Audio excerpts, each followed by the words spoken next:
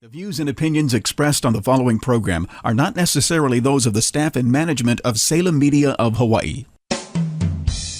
Welcome to Generations Radio, where the focus is on our seniors and their families. We are here each Saturday afternoon from 5 until 6 p.m., bringing you resourceful information with our radio team of professionals in the field of aging. Stay with us for the next 1 hour as we explore different ways to make life more exciting and meaningful for our extraordinary seniors. Right here on AM 690 The Answer. And now, here is our host and the publisher of Generations Magazine, Percy Ihara. Welcome to Generations Radio. I am Percy Ihara, your host. As you know, every Saturday here from 5 to 6 and Sundays here from 3 to 4 p.m. here on AM 690 The Answer. And we want to get right to it today because this is a big topic, if not one of the biggest topics that we're going to face in Hawaii. Besides, as we know, living longer and aging well. It's about Alzheimer's disease, and we have the Alzheimer's Association here with Miss Pamela Ah-Nee, Program Specialist with the local chapter here. Welcome to the show, Pamela. Thank you. And so you're actually the person that goes out into the community. Is that correct? I am. I have the privilege of being able to go out and get to see senior citizens. I also do classes. We have support groups around the island that I visit quite often. And I also do training for quite a number of retirement centers or care centers for our seniors. Yeah, I think you mentioned you're training somebody, yesterday? Yes. One of the facilities? I was actually at Kahalanui, which was wonderful. Oh, wow. And were you in their special skilled care side or in the general retirement side? No, we're with the special care. We were actually working on behaviors and teaching communication and better ways to deal with those unpredictable challenges that pop up. And that's probably one of the issues of was it just for the service providers there, the caregivers, or was it actually for family? This one was actually for staff. Okay. And but there's quite a number of centers that also will set up times that I can go in and speak to the families, and quite often the room is full because it is a huge need right now. Yeah. And I heard a figure this morning. It's about 47 to 50% of the people are going to get Alzheimer's or dementia-related diseases once you reach the age of 85. Actually, I can bring that a little closer to home for you. Right now, it is presently 1 out of every 7 senior citizen that has been diagnosed with Alzheimer's disease. And just to blanket that one as well, we are thinking there are at least 60% more people who have not been diagnosed officially. Because right now that is not a requirement, that doctors do not have to give the diagnosis. But in the next 15 years, which, by the way, is where you and I are going to be, it is going to be 1 out of every 3 senior citizens that will be diagnosed with Alzheimer's or an age-related dementia. So as you get older, that percentage actually goes up even further, right? It does, and there are more women who are diagnosed with the disease than men, basically because we're living longer, correct? But, the other flip side of that where, this affects everything from the personal home with the caregivers and the life of the family to our healthcare system. And right now, the big push is realizing that it's probably going to be the number 1 disease that bankrupts our healthcare system if there's not a cure found. Right. I was listening to Ken Dykewald. I'm not sure if you know who he is. He's one of the leaders in our industry, aging industry in the U.S., and he's spoken all over the world. And he started this thing called Age Wave. It's his own company, but he's a well-known speaker nationally, and he was talking about, because he's been involved in aging for 30 years. His name is Ken Dykewald. I was watching a video because he spoke at the National American Society on Aging in Chicago a couple weeks ago. And he talked about how, in the past, we didn't live as long. So we never thought about having to take care of somebody or caregiving. We never had to deal with aging so much ever before, except for the last 20 years, 10 years. And with technology and medicine today, we know so much about how to take care of somebody. And we're actually in a new frontier, as they say, dealing with these diseases. Yeah, most definitely.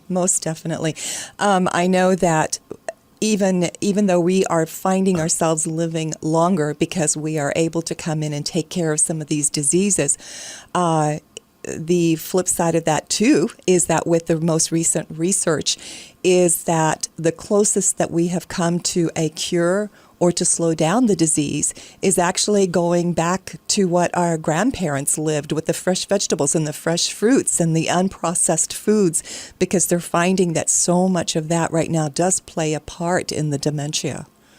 Yeah, I mean, unfortunately, arthritis and Alzheimer's are the two main diseases that there is no cure yet. Correct. No way to slow it down. I mean, there's some pain medication, Aleve, Advil, things like that for arthritis. But for Alzheimer's, I mean, you can try our best, but really there's nothing. In fact, we don't even know if it's hereditary. Do we? The early onset, which is now actually being diagnosed as early as late 30s and early 40s in some people. Yes. With the early onset, there is that hereditary part. Really? Age is definitely a factor. But it appears that with that tau protein, not everyone has that tau protein in their system that causes all the havoc. But also, there are quite a number of people who have the tau protein who never evolve into the Alzheimer's disease. Well, that's a scary thought. In fact, in Hawaii, I know you're going to mention some statistics in Hawaii, because I think we were speaking at one of our Generations magazine workshops last month. I think I had mentioned, I think 2030, that the number of people with dementia and Alzheimer's in Hawaii is going to double. But you said actually it's 2025? But within the next 15 years, it's going to more than double, because it's going to go to one out of every 3 senior citizens that will be diagnosed. Not talking about 85 We're plus. talking about 65 plus. Wow. Yes. That's a scary thought. And so I also know that in Hawaii, I mean, the amount of caregivers having to deal with, that's the biggest issue as well, right? For caregivers, it is a challenge because quite often they have to quit their jobs to take care of mom or dad or their spouse, and then they lose their health care. And in losing their health care, they don't keep up with doctor appointments to see whether or not the ticker is ticking correctly. Yep. And we know that heart healthy, brain healthy goes right along there together. So it's not uncommon for the caregiver to end up in the hospital even before the patient with dementia does. And a slowly phenomenon, I was telling Mike Buck the other day, is that we're finding more and more caregivers pass on as well. They do. And caring for. Most definitely. And they if some of them will even pass on before their loved one does. But quite often, as when the loved one passes, they will go shortly after, because their immunity system is already shot and they are more susceptible to becoming very ill. Well, stress is a major factor. And in Yes. fact, I saw a scary statistic a couple months ago showing that if you care for somebody at least 5 years, your life expectancy goes down 10 years. Yes. Isn't it a scary thought? It is. 10 years. It is. And that's what we're trying to do at the Ward Warehouse with our classes there, is we try to teach the caregivers how to take care of themselves in the process of trying to take care of the one that they love, so that their health will not go down. Any other statistics you want to cover with us? I'm just looking here at this sheet right now, and just to be able to break it up in the year 2015 into a little clearer issue so that you can see a bigger picture.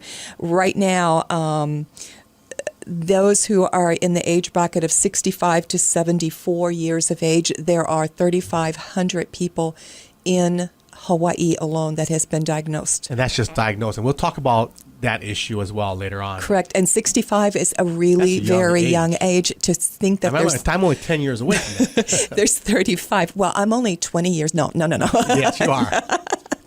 But there are 11,000 people diagnosed with the Alzheimer's disease between the ages of 75 to 84.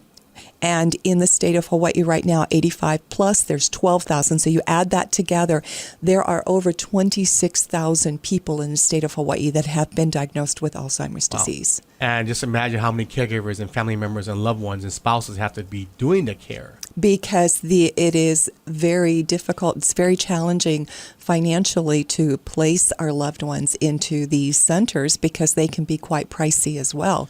Yeah, And, that's really skilled care, and if they need to be watched 24/7, I mean, I have two family members right now that are being cared for by my cousins, and it's and a it takes 24/7 more than job. one to take care of them. Luckily, they have 3 kids each. There you go. So they tag team. That's Every it. third day, it's my turn. Yes. You know. Yeah. In fact, I was talking to I'll talk about the cover, June July cover later on. But I know, I have friends. Four of the siblings are taking care every 4 days. They have to do something. Mm-hmm. I have several of my friends' mothers passed away before dad because they were taking care of dad. Wow. That's the sad part about caregiving. It is. You know what? It is, definitely. So let's talk about now, I know with the families, as a program specialist for Oahu, and you have program specialists all over the island, on every island. Mm-hmm. So what exactly is your role, and what exactly, how can the families benefit from you? Because Alzheimer's Associates is at Ward Warehouse on the 2nd floor. Yes. And it's, we right next to the conference rooms. We are just to the left of the elevators, and Spaghetti Factory is to the right. Right. You're Yes. kind of in the beginning part. Yes. Of it. Yeah. Right. And so for a program specialist, what are some of your duties, or what are some of the activities that we tell our audience? Well, for me personally, teaching the classes which go on Tuesday mornings, and whatever's taught on Tuesday morning is taught again on Thursday evenings. We cover, first of all, the basics. Every Tuesday and Thursday? Every Tuesday, every Thursday. It runs in a series of 8 classes, and it just keeps revolving, repeating itself. And Tuesday mornings? Tuesday morning, 9:30 to 10:30, and then Thursday evening, 6 to 7.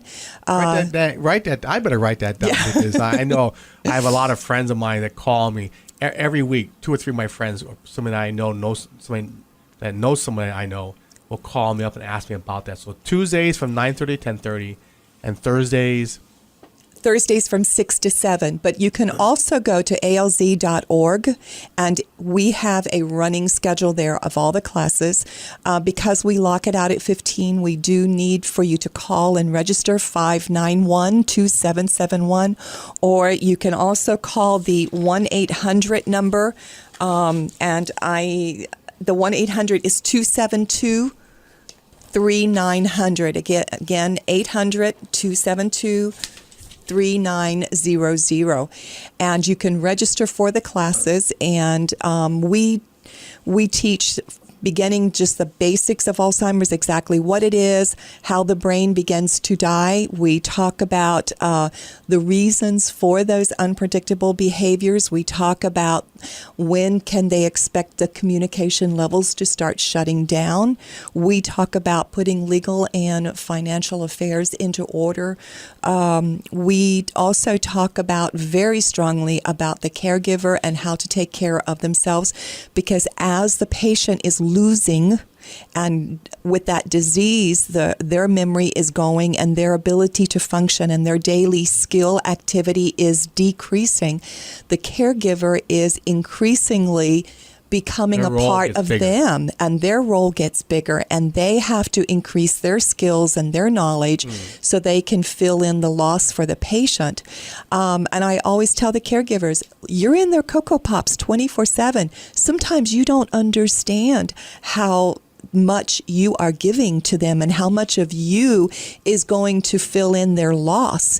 And in the process of all of that, then that's how you start getting sick and exhausted. So we teach them step by step how to take care of themselves, what they can do better for finding what they like to do, and make sure that that goes on a schedule, and that there are others who are going to respect that, so that they can have somebody to come in and take care of the loved one while they're out.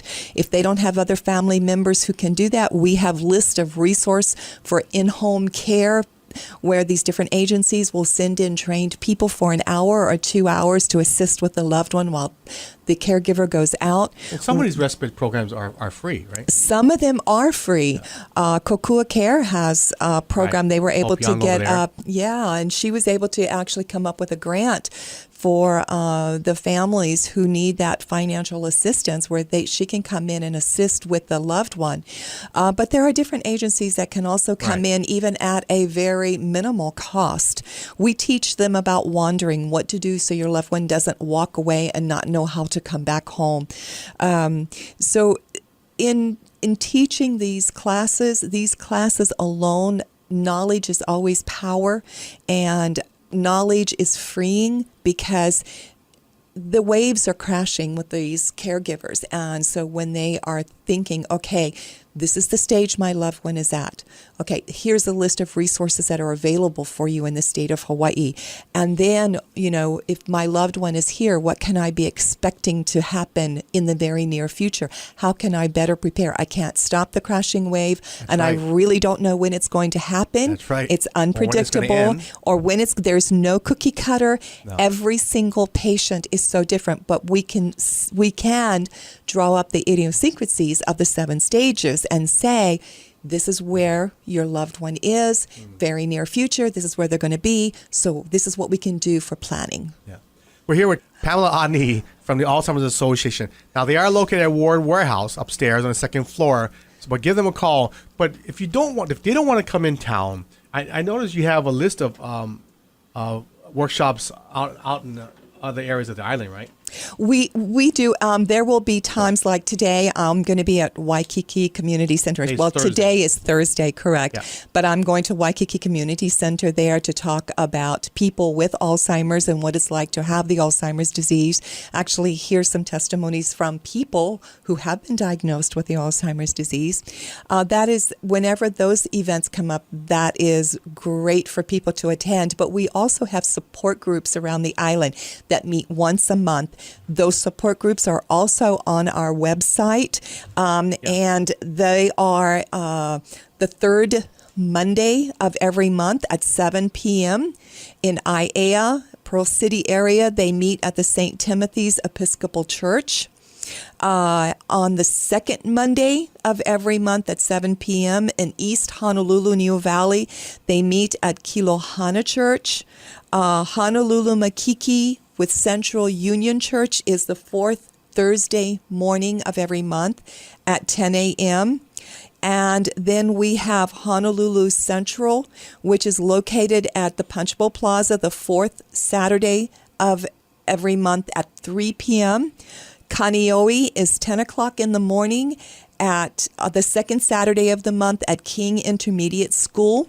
Mililani Mauka is the 4th Wednesday at 6:30 p.m., and that is at the plaza at Mililani. We have Kailua that meets the 3rd Tuesday at 6 p.m. at the Castle Medical Center. And then we also have one at Luna Lilo Homes, which meets the 3rd Thursday of every month at 10 o'clock in the morning. And that's out in Hawaii Kai. Correct. Wow, so that's a big list there, you guys. You guys are pretty busy, but these are actually support group meetings, right? Correct. Or you have a facilitator. Correct, and it's real different than the formal classroom where you have a teacher stand up teach. Caregiver sits down and becomes the student. The support groups actually are wonderful in light that the caregiver finds camaraderie with other caregivers. They go around in the circle. This is what we did. This is what my loved one did. And we had this challenge to occur this week, but we were able to resolve it with such and such. Or there may be, we had this challenge to occur. Does anybody know how to help me? Right. And that, just having that hour or 2 hours where you're sitting there and you're finding that they're not alone. They're not alone, and that there's other people there who is experiencing the same wave hitting that they are. And it's a strength in itself. Yeah. And it's like you said, every day is different. Every situation is different. I've just heard so many different stories. I've actually spoken at some of these workshops, support group meetings, just for the legal and the financial side, how to deal with things, because they have to be proactive. Definitely. If they see early signs already, they have to really make sure that their legal and financial stuff is in order. Correct. Because once they're deemed unable to make their own financial decisions, if they don't have a power of attorney in place, they're stuck. Oh, big time. They have to go through court system. And it's so interesting that you would even just bring that up right now, because just this past week, I had a caregiver to ask me, they said, oh, well, our mother was diagnosed with dementia, but we really don't know what's the cause. There's many variables that can cause the dementia. Alzheimer's is definitely responsible for 76 to 80% of all diagnosed cases, but you've got your Lewy body disease, you've got your Parkinson's disease, you've got your other things that can cause the dementia. And she said, well, my mom is 82, so what would, there's no reason, we really don't have to know what's cause of the dementia. And I said, no, you do need to know, because for one thing, you may find out it's a reversible challenge. Sometimes our loved ones, as they get older, they don't assimilate the vitamin B. So you take them to the doctor, get a couple of shots of vitamin B, in about a week or two, mom's better again. And dehydration. Constipation in a senior citizen can cause dementia. And so we find out that these are things that have just slowed down their system. And so the brain isn't quite working like it should. And then sometimes there are families who say, oh, well, they're just getting old. And so it's the old timers, which is what I thought the word was when I was growing up, only to find out that when I got into college, it's Alzheimer's. And now, of course, the joke in our home with my husband, he tells me for us, it's just called sometimers instead of the Alzheimer's. But, as we get older, we do forget things. I was guilty. I put the remote in the freezer one day. We do crazy things because it was crazy. It was a morning where I forgot to set the coffee pot. So I got up, made the coffee, and caffeine had not kicked in yet, and the remote went right in the freezer with the coffee beans. But, we all make these decisions once in a while. But it's like what you said. When you see warning signs where it's begun to interrupt what is your normal pattern of living, and that your daily skills, you see Aunt Mary is not quite functioning like she did the last 6 months, and you see she's no longer able to cook like she used to cook. She can't put the recipes together, and she tries to do tasks, but they're too overwhelming for her. She's gone 2 or 3 months without paying bills.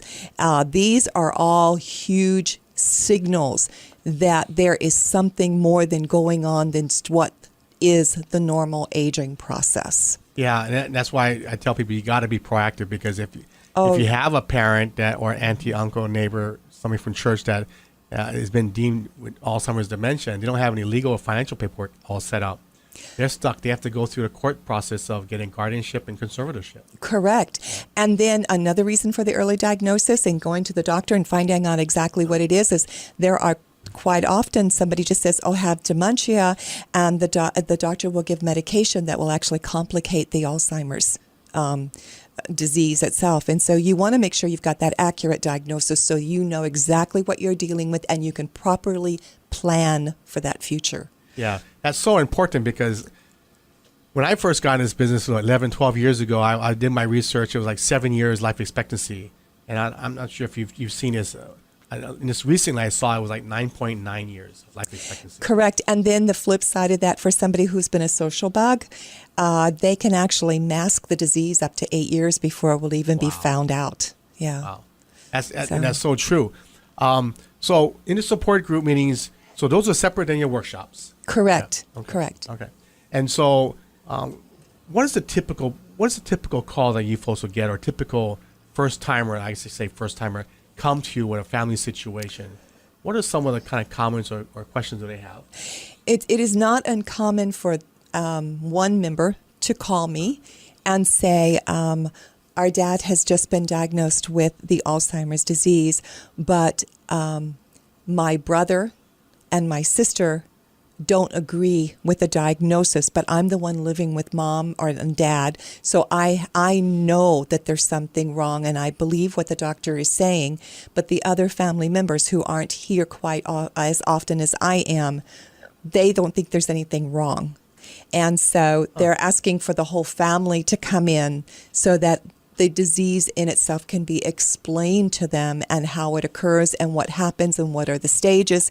And those kind of calls are a little tricky, because I know that I'm having to deal with family dynamics, and that becomes quite challenging as well. But once they hear about the disease and they are able to understand, again, the idiosyncrasies and the stages and how it's broken down, then they're then able to see how that diagnosis has been made by the neurologist or the geriatrician. So they do have to go to a specialist to get diagnosed? Correct. You want to rule out the medical variables, which would be your the nutrition or not assimilating the vitamins. Or if it's some other cause medically. But once you rule that out with a general practitioner, you want to make sure that you are then immediately sent to a neurologist or a geriatric specialist. The neurologist is specifically trained in just the study of the brain and what happens with brain damage, brain illnesses, diseases that would come in to interfere with the brain. Geriatrics, they deal completely with any aged challenges. So either one of those would be able to assist the loved one with the Alzheimer's or any age-related dementia. But you don't want to just stay with a general practitioner. You want to make sure that you do get to a specialist. Is it common, though, that families are reluctant to think mom or dad has Alzheimer's or dementia? It is. Denial is always part of the process. And there are many reasons for the denial. Embarrassment, fear. We went through this maybe with another family member. I watched my aunt, and now I'm having to watch my mom. And then the other thing is, too, of always this in the back of your mind, have they really been diagnosed properly? So that's all part of the denial. And it's a lot easier sometimes to chalk it up to, well, mom just forgets every once in a while, but, she always was a little forgetful, and rationalize it away. Huh. So. It's interesting why a family member would deny that, because they need to embrace it, and they need to really do their own research, go to your workshops, go to support group meeting to understand, like you said, the 7 stages of Alzheimer's. Correct, it's so important, isn't it? It is definitely important, and I'm always reminded of the fact that if our mother had a heart attack, and the doctor comes in and says your mother has had a heart attack and gives us all the details and the parameters of what happened, whether it was the clogged valves or whether there just wasn't enough of a strong heartbeat, whatever it was that caused the heart attack. As soon as that doctor walks out of the room, we will turn around and talk to Mom, you had a heart attack. But, whether it's changing our diet or we're going to do this, or as a family, we're going to do this together. And also, if our loved one has been diagnosed with cancer, we will tell our loved one, you have been diagnosed with cancer. But when it comes to Alzheimer's, we're all whispering around. We're not wanting to talk about it openly. And my thing is, talk about it openly in front of your loved one. You're forgetting things, and things will be misplaced. You have been the diagnosis is Alzheimer's, but we're here for you. We're going to get through this together. And maybe mom will say, Alzheimer's? I don't have Alzheimer's. That doctor's crazy. He doesn't know what he's talking about. In a couple of hours or in a day or so, just casually bring it back up again. With the Alzheimer's, this is what we need to do to be proactive now, because such and such will be happening. So, and just start making it part of the conversation so that our loved ones are also comfortable with it. Part of the denial for us is also because we don't know how to talk about it with the loved ones, so we would like to deny it because we don't know how to bring it up. Bring it up like you would any other disease. Right. And the family will get through it together. And it's so important. We're here with the Alzheimer's Association and Pamela Ah-Nee. Their number 591-2771. We're going to take a short break and we'll be right back.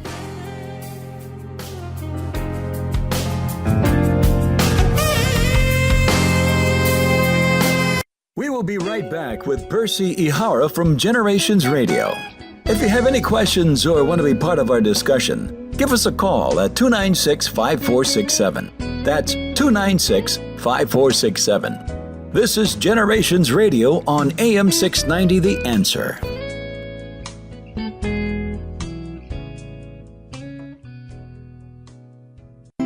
Over 10 years ago, the Plaza opened their first assisted living facility to serve the growing need of Hawaii's senior community. Since then, they've made it possible for thousands of families to stay connected with their loved ones in a true home-away-from-home setting. Now, a decade later, there are more reasons than ever why Hawaii seniors and their loved ones choose the Plaza Assisted Living. Maybe it's the flexibility of monthly rental apartment living, or the comfort of knowing that the Plaza offers independent and assisted living, memory care, even short-term respite care. Options to serve each resident's individual needs. What's reason number one? The Plaza Assisted Living feels like home. And they're going to be opening the newest plaza in Pearl City very soon. You could make your deposit today. Come, see for yourself. Call and schedule a free tour at 377-5292. That's 377-5292. Or visit us online at theplazaassistedliving.com. theplazaassistedliving.com. Simplify your life by opening a My Social Security account. What's My Social Security? It's a secure, online account that allows you immediate access to your personal Social Security information. During your working years, you can use My Social Security to view your Social Security statement, to check your earnings record and see estimates of the future retirement, disability, and survivor benefits you and your family may receive. If you receive benefits, you can get a benefit verification, check your benefit and payment information, change your address and phone number, and even change your direct deposit information. Open a My Social Security account today and simplify your life. Just visit www.socialsecurity.gov/myaccount. While you're online, check out all the other things you can do at www.socialsecurity.gov.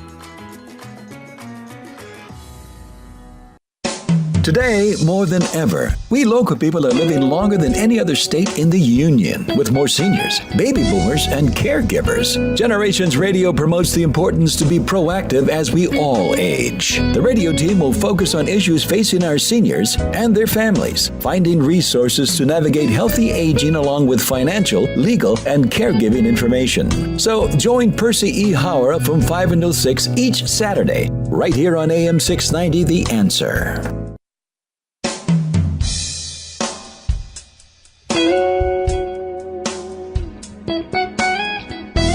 Focusing on the issues facing our seniors and their families today. Here's our Generations Radio host, Percy Ihara. And welcome back. This is Percy Ihara, your host here every Saturday from 5 to 6 and Sunday from 3 to 4.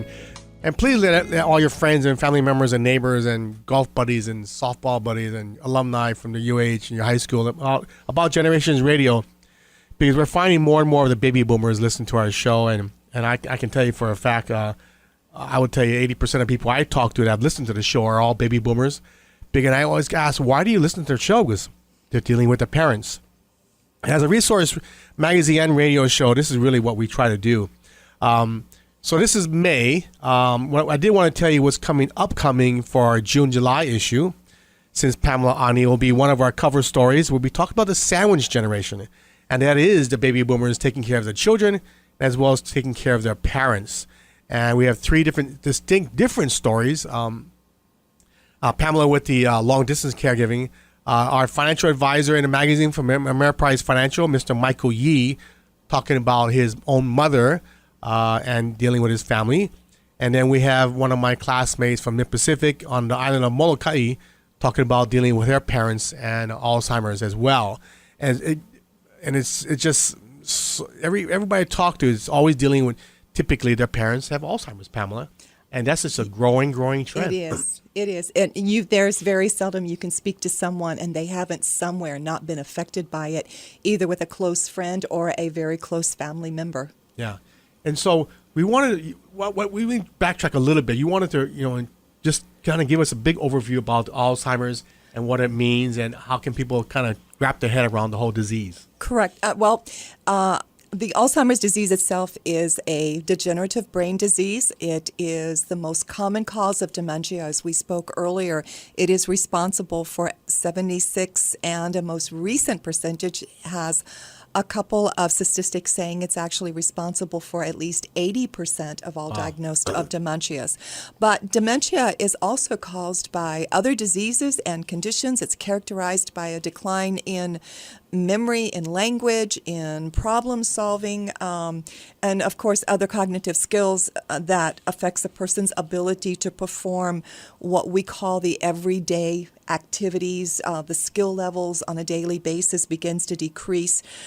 This decline actually occurs because the nerve cells or neurons in parts of the brain involved in the cognitive function has been damaged, and they no longer function normally. And in the Alzheimer's disease, the neuronal damage eventually affect parts of the brain that enable the person to carry out basic bodily functions such as walking, and the very last stage, which is the base of the brain, they no longer are able to swallow or to breathe. Yeah, I heard about that. I can't even fathom you would forget how to eat. And or just little things like us not realizing that it is our brain that reminds us to take that breath in and to breathe it back out. And when that part of the brain shuts down, Wow, that's when that all goes. People in their final stages are definitely bedbound. They are in diapers, and they require around-the-clock care. And, as we had said earlier, Alzheimer's disease is fatal. So it's one of those things that when a person has been diagnosed with it, they will either die with it or die from it. wow. So, Can I ask you a stupid question? What's the difference between Alzheimer's and dementia? you know what? That's not a stupid question. That is a question that is asked quite frequently. Dementia is actually the result of many things. One of the things, the common causes of some dementia can be depression, delirium, side effects from medication, thyroid challenges, certain vitamin deficiencies, and excessive use of alcohol can cause and bring on dementia. But unlike Alzheimer's or Parkinson's or Lewy body disease, these conditions can often be reversed with treatment. So this is what we call the reversible dementia. Then you have your irreversible dementia, which is 80% the Alzheimer's disease. Okay. Still got me confused. Anyway, that's fine. Sorry. You had talked early on about, probably the best way to stave off Alzheimer's, if we can say that, is just to remain healthy. Is that right? Correct. So you guys have a new program, right, coming out where you just this new way to stay the new workshop or PowerPoint. Or it's called what is it called? Eating Healthy to Stay Healthy. Yeah, I think that's it just right when you said it to me, it just went off the top. That's the Sometimers, but it's all eating healthy to stay healthy. Okay, but you're conducting those workshops right now, right? Correct, we are, and that's the new workshop that has just been presented by National in Chicago. And you will talk to senior groups. You will talk to churches and different work groups. Most definitely. Okay. Most definitely, because that is one of the things that right now we got to remember to actually, I can tell you this, Mediterranean diet, and it's been about 4 years ago, they were able to put 15,000 participant study. They had all been diagnosed with Alzheimer's. And the end result was that every single person who went on this Mediterranean diet, healthy lifestyle, active, keeping up their game with activity, they were able to reverse the dementia, or their cognitive decline, I should say, by 20%. Wow. And so these were people who had already been officially diagnosed. Now, you were talking about that. I still have you a little confused with the dementia. When the patient goes to the neurologist, the term that you will most likely hear is not the dementia or demented. You will hear the term cognitive decline. Okay. And that is when you are losing your cognitive ability, no more able to rationalize, reason, to talk with Alzheimer's? logic. Well, there are different things that can cause that cognitive decline. And Alzheimer's, though, is the one that causes that cognitive, it's the one responsible for most of that cognitive decline. And that's with the neurons and things? Correct. Okay. And so you've got your one diagnosis can be mild cognitive decline. They get further into the disease, and then you end up all having the different stages of this cognitive decline. But the mild cognitive impairment is probably the very first term you will hear from a neurologist or a geriatrician. And so dementia is really just the result. Can I Correct. say that? It is dementia is that cognitive decline. When they are declining cognitively, they're going backwards. Then it is exhibited, we then term it, oh, they have dementia. I got it. So that because I have I think 3 clients that have been bedbound for 5 years. 5 years. That's amazing. And they've had 2 of the families have it 24/7 care. Wow. Fortunately, half the family takes half the time and have to pay for caregivers the other half of the time. So it's a scary thought. It is. But you had mentioned to me about how about half the people are not diagnosed with Alzheimer's. Well, right now it is some people even say as much as 60% Wow. of people have not been actually, it has not gone into writing that they have the Alzheimer's disease, but everyone, including doctors, know they have the disease. And so let's talk about that. Why are families not being diagnosed, or why are doctors not diagnosing it? The family will request that it doesn't go into medical records, or it could also be that some doctors are wanting to make sure that they don't give a wrong diagnosis, and they don't want to be held responsible if the diagnosis turns out to not be Alzheimer's. One of the challenges we have is that Alzheimer's is the one disease that can only be diagnosed upon autopsy. Right. Truly diagnosed. So what the doctors do is they go and eliminate all the other variables, starting with reversible challenges of these things that can be treated and then reverse the dementia, or the challenging where they turn around and they say, okay, they have Parkinson's disease. But understand that 60% of Parkinson's patients are also have what's called they will have a dual diagnosis, where 60% of them will have Alzheimer's with the Parkinson's. And so sometimes just not wanting to not wanting to make a misdiagnosis, they will not want to put it into writing. Well, that is a big step for families when it is documented, because I've seen several families with trusts and power of attorneys and medical directives that was just recently drafted. And I find out that, mom's had Alzheimer's for 5 years. I said, well, how can the attorney draft a trust and power of attorney? I just saw one a few months ago. How can this attorney do this? So slowly, more and more attorneys are being versed and trained. And I've seen several workshops for the Bar Association explain this. Becoming dementia capable is the term that is now being used with these professionals.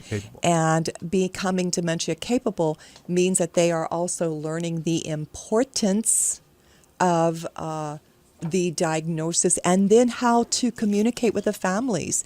And in some cases, if there is only the mild cognitive impairment, then I encourage the families to bring the loved one in to be part of the process, which means these attorneys need to know how to speak and communicate with the person who has been diagnosed with Alzheimer's disease.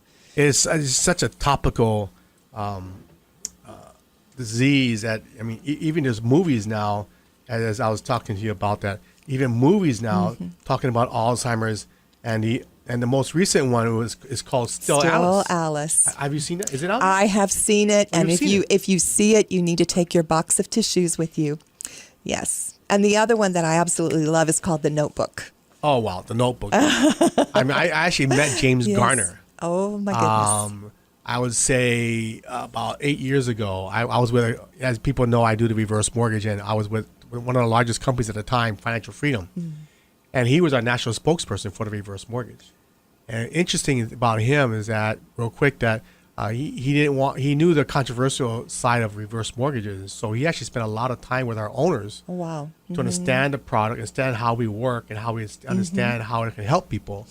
And I actually met him at an event, and he just was very regal, and just how I would think him as you would think him in what was his show? Rockford Files. Yes. But we're aging ourselves now, but yes, that's okay. I'm fine with that. I'm happy to say I'm 55. But it was a great show. Yeah, and I tape it once in a while to watch it. Kim, have you seen that movie, Notebook? Oh, it's a beautiful story, love story. Yes. But anyway, Still Alice, by the way, Coming up in our June-July issue of Generations, which will be out very shortly, ARP is actually sponsoring free showings. They have 2 on the island of Maui, in Kahului, Wednesday, June 17th, 6 to 8:30 p.m. at the Maui Arts and Cultural Center. They're going to have a free showing of Still Alice. And then, guys on Oahu, write this down, June 18th, Thursday, 6 to 8:30 at the Doris Duke Theater. I'm going to that one, by the way. And can't beat free. And I wanted to watch the movie, but Still Alice is out there now. If you don't want to wait, go see it now, because it's I'm just going to win some awards, but it's just a touching point for families that are dealing with that. Correct. And you had mentioned you had dealt with it as well, right? I did, but I just also want to say the actress did such a phenomenal job that she won Actress of the Year. Okay, Julianne Moore. Yes. Oh, and she so she did a phenomenal job. And I also understand that before she did the movie, she actually went into the homes of 3 different people young women who had been diagnosed early on with the Alzheimer's disease, so that she would know how those families interacted and how that even the person with the disease was feeling, and there was so much emotion and there was so much truth about the Alzheimer's patient that came across in that movie. And I think that's what has made it extremely moving for people, especially if they've been affected by the Alzheimer's disease. As you just alluded to, my grandmother, who had raised me, she adopted me, and I was 9. She adopted my brother. He was 8. And so to us, she has always been mom. And the last 5 or 6 years of her life, she died in 2012, we saw the dementia very strong. And so I was the one she lived through depression. She was born in 1919. Wow. So she kept everything. And as the dementia increased, more and more, she would just keep everything from egg cartons to magazines, and we couldn't go in and just throw things out, because in between the magazines you'd find a $10 bill or a $20 bill that she had stuck in there, because one day you might need it. Egg cartons, we never quite figured that one out, but the egg cartons would stack from the floor to the ceiling all the way up, and she had rows and rows of egg cartons. You need egg cartons for Easter. Every Easter you eat. And she would always say the neighbors around us would have chickens, and if they would ever need to use the egg cartons, they could. And as she had certain little quirky reasons for keeping some things. She was under the impression that one day she had a wonderful little fireplace in the living room, and she thought she would run out of firewood, even though my brother was just constantly keeping up with wood for her to be able to burn in the fireplace during the winter, stacks and stacks of it. She always felt she had to have something on the side because we were going to run out of trees one day. So she would keep the cardboard. She would keep anything and everything that she thought she could burn. And then, of course, our fear is she's going to catch the house on fire because of all that smoke that's going up from the cardboard. But there were little things that she would do, like we had to be really careful what she watched on TV, because to her it was very real. I had the privilege of going home during Christmas, during the end of the year, and I was able to always stay with her for about 3 weeks to a month. Wow. And I was the one who got to get in there, clean out the house, throw things away, get on the airplane before she realized what I had done. But I would also go during Christmas because my last child was still young enough in high school, and I would take her so she could do the skiing and the snowboarding and things she didn't get to do here. So we were at the ski resort one night, and as I'm driving home, it started snowing. Well, I don't do snow very well driving, so I just came to very slow down. I was on the freeway, but after finding the 5th or 6th car on the side of the road that either spun out or went over the bank, I decided I was just going to go really slow, inch my way home, because I knew she was alone and I needed to get home. So I get home only to find out that she is sitting, and it's past midnight. She's sitting in her chair and just sobbing and sobbing. And what's happening? How come you're not asleep? She goes, "Oh, you didn't." She goes, "I can't believe you made it past all those fires, and the people are they're just rioting, and people are everywhere, and all the cars are being set on fire, and you were right in the middle of that, and I couldn't figure out what she was talking about. And so I was able to get her to change the subject, washed her face. I put her to bed, got her clothes changed, laid her down, put the blanket over, stayed with her in the room just for a little while till she fell asleep. I went back, and at that point, after driving home in the snow and being a little nervous and tense, and I just couldn't get myself calmed down, so I decided to turn on headline news so I could watch it and see what's going on with CNN. And when I did, there it was, that these garages in San Francisco had been set on fire, and she was watching that, thinking this is what was happening in West Virginia, and she had just put the stories together. Those things came up quite frequently, and those are the things that we look back at and we kind of laugh now, but these are the things that families go through on a daily basis. Absolutely, absolutely. We got a couple more minutes here. You want to talk about your upcoming event? Sure. On June the 21st, we have what's called the longest day. It is significant of the fact that, number one, it is the longest day for all of us as far as daylight goes. However, it is also significant in light of the fact that every day for a caregiver is a long day. Wow, so significant. So what we're trying to do is we're putting together a way to come up with some funding and some monies, which is so badly needed by nonprofit organizations such as Alzheimer's Association. And with the longest days, we are encouraging people to put together a team. And in that team, they are going to get monies by doing whatever they can do or what they like to do together as a team for 21 hours. Now, that doesn't mean they're consistently going to be doing this. You can have a team of 7 people who would like to bike for 3 hours together. And that's right there is 3 times 7 is 21. It's a Saturday. Okay. But we also have a ping pong championship going on for that Saturday and Sunday, and they are going on for 21 hours playing ping pong. Wow. So where's that one at? You know, right now it looks like it's going to be at Leeward College, but I do know they're looking at one other facility too. But what we would like for you to do is we would like for everybody to go online and register for the longest day. Put together a team, put together a group of people who can do things with you and then bring the monies into the Alzheimer's Association once you've gone in and registered your team. The other thing is every September we have our annual walk. It is going to be September the 5th at Magic Island. Oh, great. And yes, definitely. And so we encourage everybody again to go online, put together your teams, and start now with getting the monies in for that walk. Oh, great. We're here with Pamela Ah-Nee. Thank you so much, Pamela, from the Alzheimer's Association.